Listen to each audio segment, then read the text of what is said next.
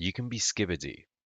Genuinely, you can be Skibidi, and people just accepted that.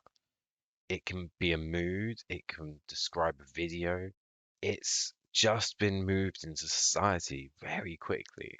But you can't be banterful, a word that clearly means to be full of banter, built exactly like joyful, grateful, spiteful. Somehow that doesn't count. And the difference isn't random. It tells us something about the kind of language we accept now. So here I am, representing a goal that I started when I was about 15 years old. I remember I was typing an essay for school and I typed the word Banterful. And that red line appeared underneath it. I opened a dictionary, no Banterful. Then I searched for it on Google, and there were only 2 pages of results. Only 2. This wasn't because the word was wrong. It was because almost no one was using the word. I wanted Banterful to be a word. A day filled with banter would be Banterful. A joke could be Banterful. A moment shared in jest could be Banterful. That was it. No grand plan.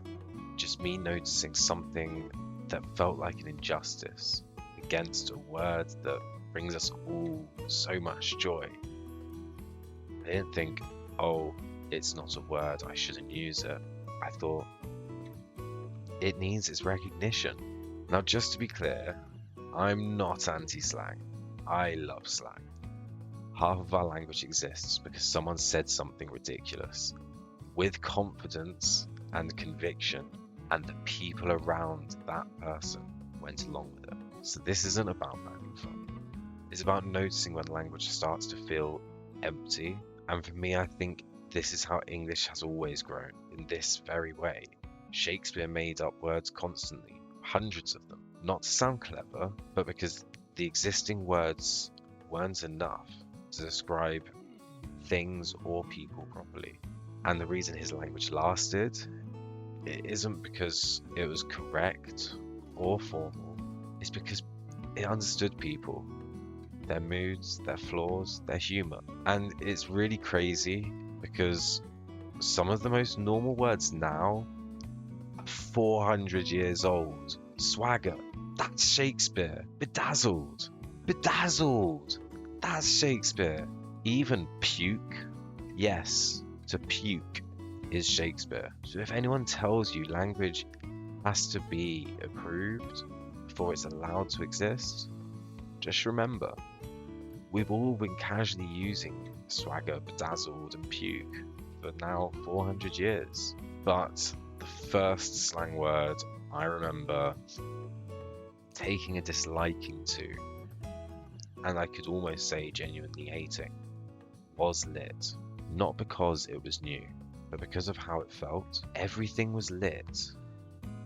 A concert was lit, a sandwich was lit, a small contained fire also lit. And that made the weird thing about it become apparent. It just didn't feel enthusiastic to me. It felt ironic. Saying something was lit didn't tell you why it was good, just that you approved of it. From a safe distance, everything sounded the same, so nothing really stood out. And I think a lot of modern humour has been designed to avoid that personal risk. Irony protects you and memes protect you, because with memes you're grouping in with other people on a joke. You're not taking that joke yourself and saying, I am making this joke. You can't really miss, but you also can't really hit. When humour can't go wrong, it also can't go deep. Banter is the opposite of that. Banter only works if you're paying attention, if you understand timing, and if you understand the person in front of you. Banter says, I know you well enough to say this. And irony says, I don't want you to know what I think.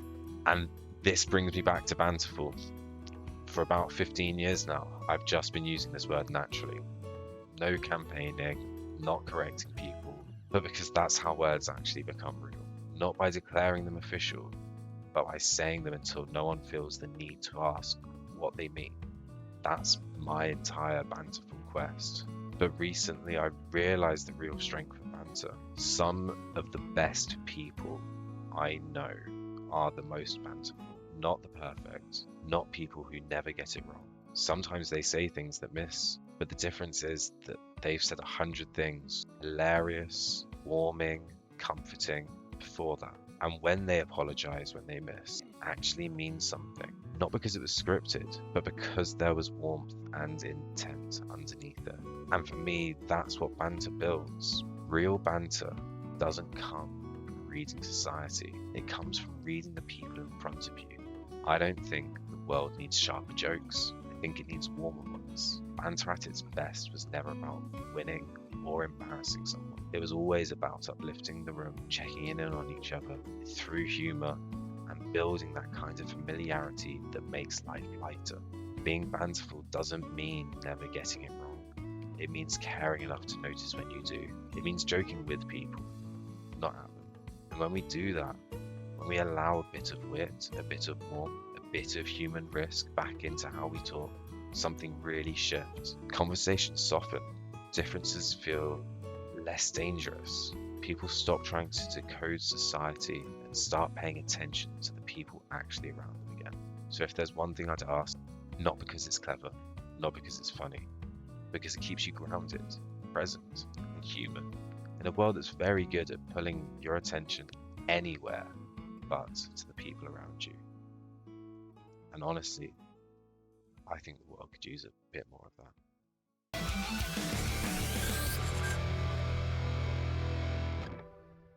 That video was very different to normal. I am normally making gaming videos, but over the next 12 months, I feel there may be a bit of a change in that.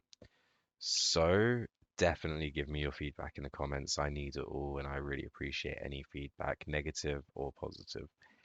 And if you enjoyed the video, you know what you can do. Thank you for watching. Goodbye.